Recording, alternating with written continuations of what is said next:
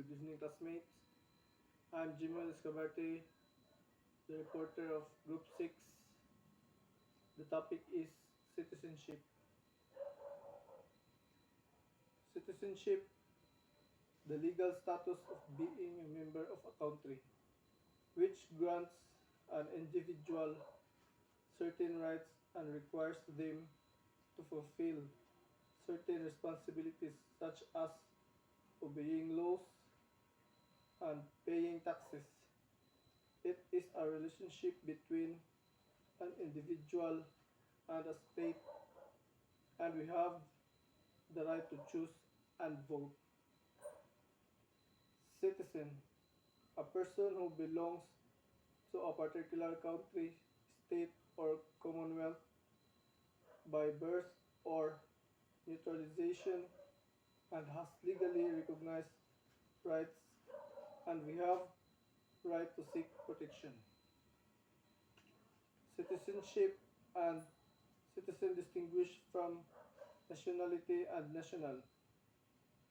Nationality is a broader, often more ethnic or cultural connection to a country.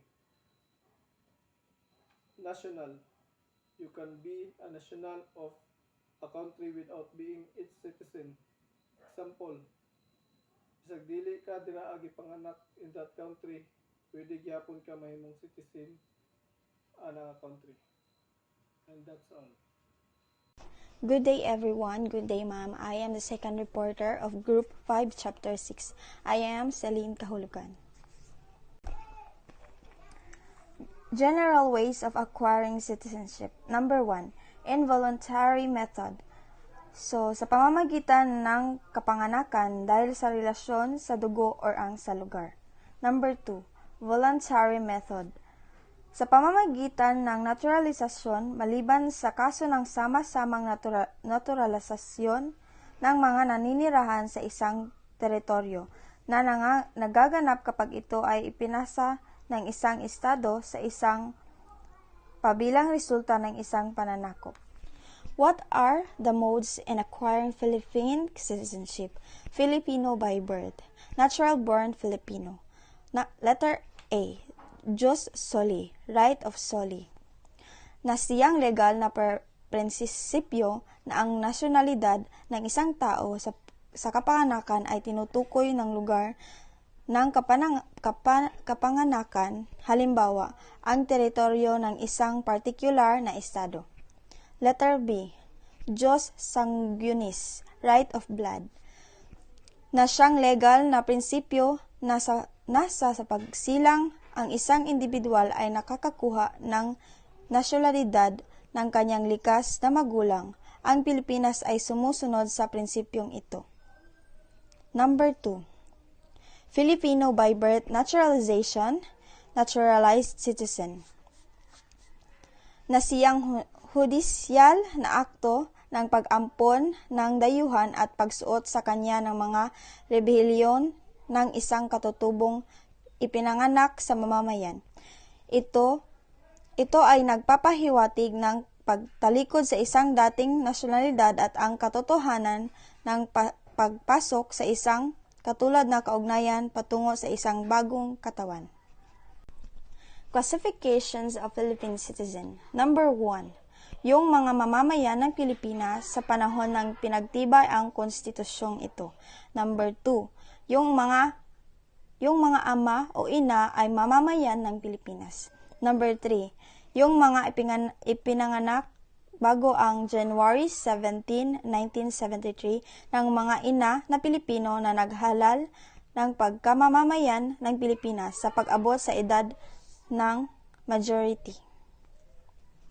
Number 4, yung mga naturalisidado alinsunod sa batas. Ideals policy on naturalization.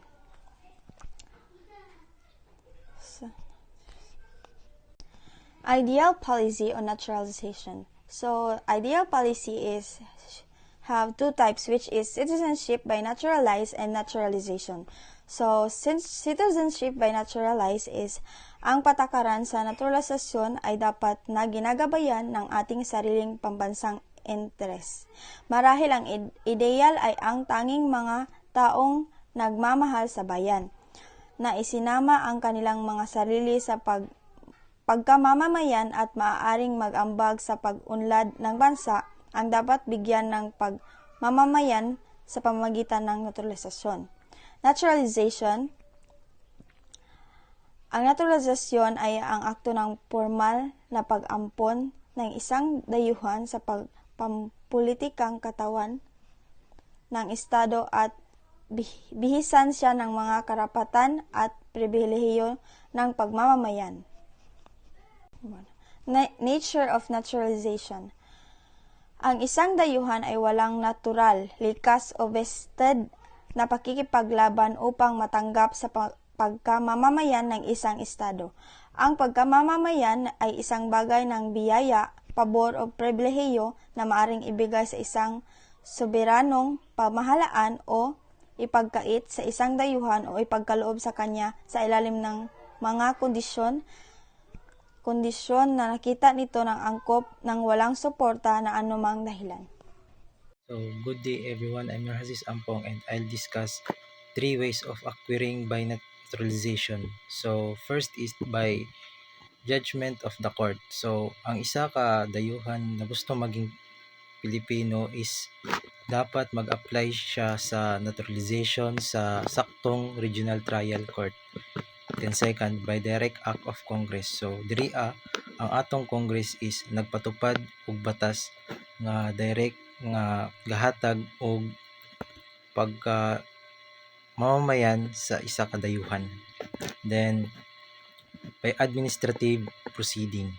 So under sa RA 9139 na kaila bilang Administrative Naturalization Law of 2002 para sa mga dayuhan nga gianak o nagpuyo diri sa Pilipinas is pwede matagaan og citizen nga Pilipino. So mamaagi sa administratibong paglista sa usa ka special committee sa naturalization. Who may qualify as a Philippine Citizen Naturalization Act under Section 2 CA 573 or revised naturalization law. The applicant must possess the following qualifications. 1. He must not be on the day of hearing the petition be less than 21 of age. 2. He must have resided in the Philippines for a continuous period of not less than 10 years. 3. He must be good moral character and believes in the principles underlying the Philippine Constitution, the Philippines, where Philippine history. Who may qualify? 4. He must own real estate in the Philippines worth not less than 5,000 pesos Philippine currency. 5. He must be able to speak or write English or Spanish or anyone of the principal language. 6. He must have enrolled his minor children of school age in any of public or private school recognized by the Bureau of Philippine School of the Philippines, where Philippine history. Good day everyone, my name is Roman Kimbinalas and I am the next reporter. My report is all about loss of citizenship. So there are two ways of loss of citizenship. So number one, voluntary. Voluntary means is matanggal ang imong original citizenship kung magpa-member ka sa other country, and it means ikaw mismo nagtanggal sa imong original nga citizenship, and that's what we call voluntary. So number two, involuntary. So diri sa involuntary is ang court mismo ang magtanggal sa imong citizenship tungod siguro sa nakabuhat kag crime or naglabag ka sa ilang law. So and that's like katungod nga i-revoke imong citizenship. So next is, what are the grounds for acquiring lost Philippine citizenship? 1 by naturalization. Moagi ka sa legal process kung imo i-regain ang imong citizenship. So, there is a number 2 is by repatriation, affected by merely taking the necessary oath of allegiance to the Republic of the Philippines, registering the same in the proper civil registry. So, there is a number 2 is by repatriation. That means kung ikaw mismo sa imong original country, tayo magpa-member ka sa other country and then magpa-member ka balik sa Philippines. Mao na repatriation, while sa oath of allegiance is na siyang i-tackle later. So, number 3 is by direct act of Congress. There is a direct act of Congress is ang Congress mismo ang balik sa imong citizenship pero need nila o magpa-request sa President and kung mapirmahan sa President, so pwede na nimo acquire yung citizenship. So, next is retention and acquisition of citizenship under RA 9225, otherwise known as the Citizenship Retention and Acquisition Act of 2003, which was approved in August 29, 2003. Natural-born citizens of the Philippines who have lost their Philippine citizenship by reason of naturalization as citizens of a foreign country are deemed to have reacquired and Philippine citizenship upon taking an oath of allegiance to the Philippine Republic. So, in short, pwede ra daw nimo makuha imong citizenship kung nagpa-member ka sa other country, like para sa nang abroad ka. So, hindi mo pa citizen dito bago ka makakuha sa imong work. Then, mubalik ka sa Philippines, magpa-member na po kagbalik. Kung gusto nimo i-acquire. So, dali, need mo o ano mo agi sa kanang original na process like retention and acquisition of citizenship under RA 9225, otherwise known as the Citizenship Retention and Acquisition of Act of 2003, which was approved in August 29, 2003. Natural-born citizens of the Philippines who have lost their Philippine citizenship by reason of naturalization as citizens of a foreign country are deemed to have reacquired Philippine citizenship upon taking an oath of allegiance to the Philippine Republic. So, in short pwede ra daw nimo ma-reacquire imong citizenship kung nagpa-member ka sa other country and moagi ka sa legal process and need nimo mag-take o oath of allegiance sa Philippine Republic. So, next is kung ano yung i-tackle ang oath of allegiance. Dire nun ay nakabutang I, then put in my name, solemnly swear or affirm that I will support and defend the Constitution of the Republic of the Philippines and obey the laws and legal orders promulgated by the duly constituted and auto recognize the Philippines and hereby declare that recognize and accept supreme authority of the Philippines and will maintain true faith and allegiance thereto, and that I impose this obligation upon myself without mental reservation for purpose of evasion the natural-born citizens of the Philippines who, after the effectivity of the act, become citizens of a foreign country shall retain their Philippine citizenship upon taking the aforesaid oath. So, there is a oath of allegiance. In short, manumpak na sa country, mo apply ng citizenship.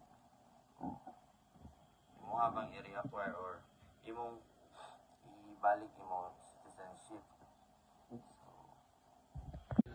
Good evening, ma'am. I am Alfred Don Aporada, and I am one of the reporter of Group 6. And my topic is all about civil and political rights and liabilities. Number 1.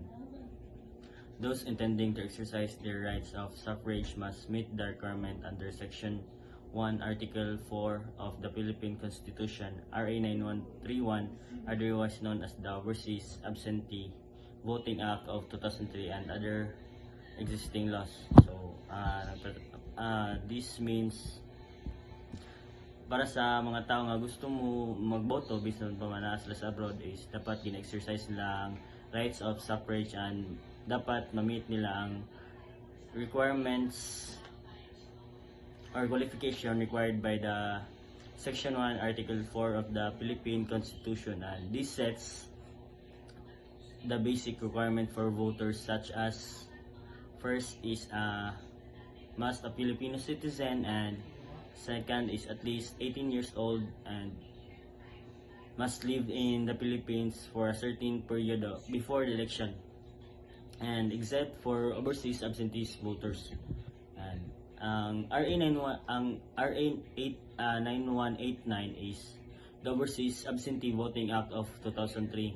This laws explains the rules para sa mga Filipino citizen abroad nga gusto mo boto even if they live in another country, and also other existing laws, any additional voting rules passed by the government.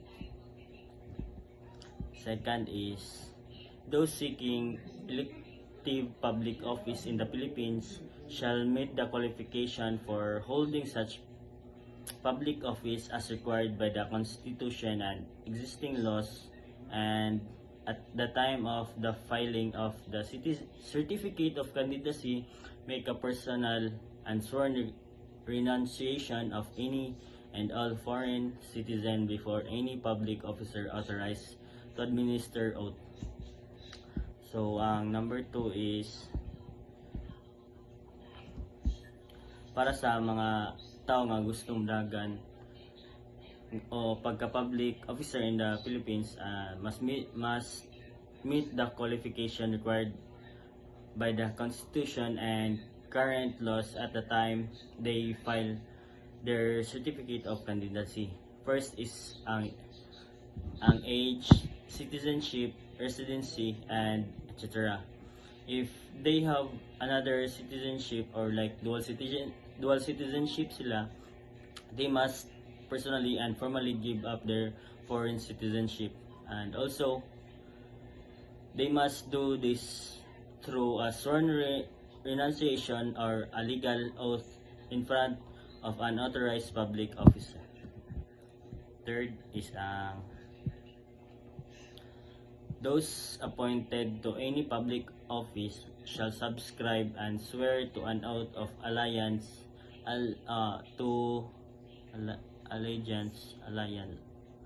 to the Republic of the Philippines and its duly constituted authorities prior to their assumption of office. And also they must renounce their oath of allegiance to the foreign country where they took that oath. Third, for people appointed to public office, before sila mag-start o trabaho in a government position, they must swear an oath of loyalty to the Philippines and give up any oath of loyalty they previously made to another country. Fourth is those intending to practice their profession in the Philippines shall apply with the proper authority for a license or permit to engage in such practices, and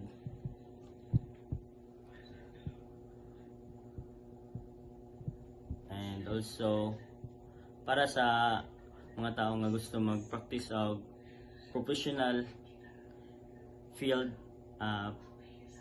in the Philippines like medicine, engineer, law, and etc. and must apply for proper license or permit from the correct government agency.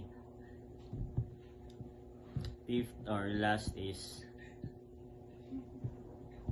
the right to vote or be elected or appointed to any public office in the Philippines cannot be extended to those are candidates for occupying any public office in the country of which they are naturalized citizen, and or in active service as commissioned or non-commissioned officers in the armed forces of the country of which they are naturalized. Last is Sa restriction of voting, running for officer, or being appointed, ang uban is dili sila makaboto or makadagan pagka public officer because or being appointed to a government position in the Philippines because are running for already holding a government position in another country where they become citizen and are actively serving in military as an officer or enlisted personnel of that other country. And that's all my report. Thank you, ma'am. Good evening, everyone. This is the continuation of report of the Chapter 5 Citizenship. What is the effect of a marriage of a citizen to an alien? There is a number 1 under Section 4. A Filipino citizen who marries an alien does not automatically lose his or her citizenship even if his or her nationality was granted by his or her husband or wife's country. Ang pasabot daw na diri, dili daw mawala ang pagka-Pinoy nimo kung dahil lang sa imo pagminyo. Like for example, kung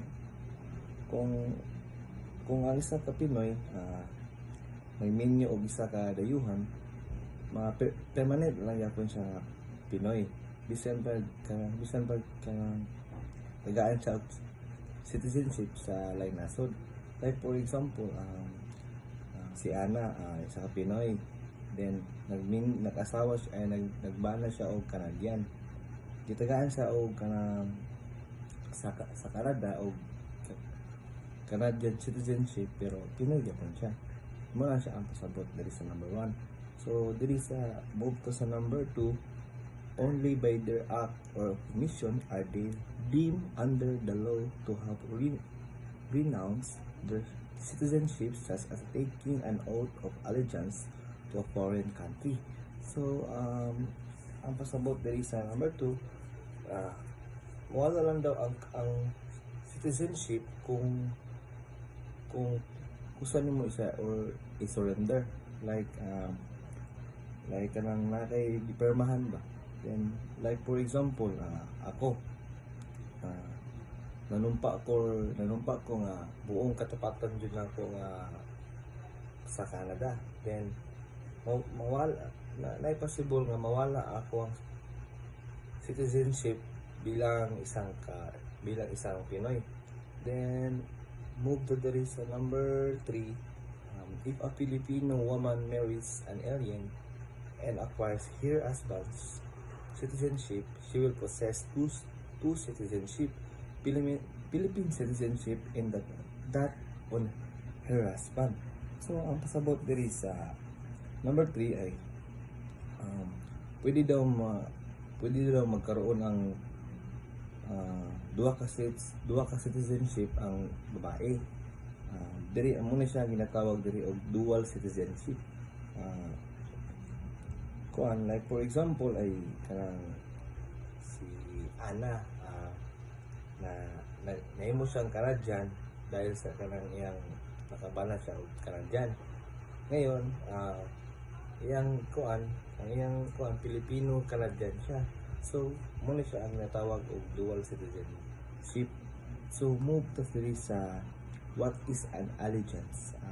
Allegiance is a loyalty owed by a person to his state. Section 5 prohibits more particularly naturalized Filipinos from practicing what is called dual allegiance. A dual citizenship refers to the possession of two citizenship by an individual, that of his original citizenship and that of the country wherein became a naturalized citizen. So, ang pasabot diri sa what is an allegiance? Kaning allegiance daw, it means loyalty to your country. So, muna i-dress na kaing ningon nga ang section 5 says na ang dual citizenship daw is pwede or allowed. Then ang kaning dual allegiance is not allowed because it can harm to kanang national interest. So ang difference ani nila, ang kaning dual citizenship is it's like for example ang dual citizenship is having two passports. Then ang kaning dual allegiance is kanang ano siya, kanang gahatag gyud ka og full loyalty sa duha ka countries pero dili na siya pwede. Mano siya nga ang dual allegiance is not allowed. And that's all for my report. Thank you.